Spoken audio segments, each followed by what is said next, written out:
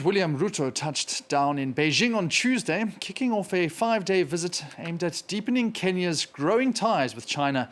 Since 2013, Beijing has poured billions into Kenyan infrastructure, reshaping its economic landscape. Now Ruto is turning that partnership into political momentum, pushing not only for deeper cooperation, but also for a permanent African seat on the UN Security Council. The visit also signals Kenya's shifting focus away from the West and towards China's rising global influence. Olivia Bizot reports. On Tuesday, Kenya's President William Ruto arrived in Beijing for talks aimed at increasing investment and trade. China is already Kenya's biggest lender. They've funded massive road, railway and power projects. Ruto is hoping to expand that partnership, especially in the manufacturing and digital infrastructure sectors.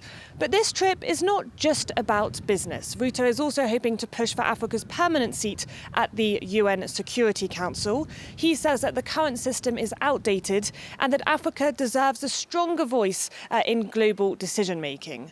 China has said that it supports reform, so Ruto is hoping to turn that support into action.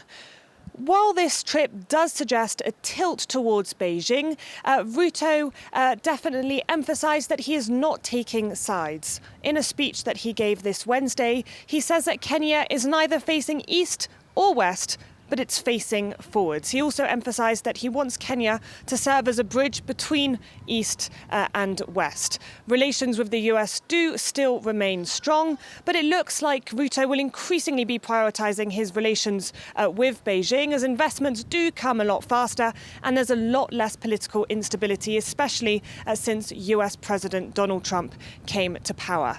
So overall, this trip will be an opportunity for President Ruto to bring home some deals and definitely boost his image as a continental leader.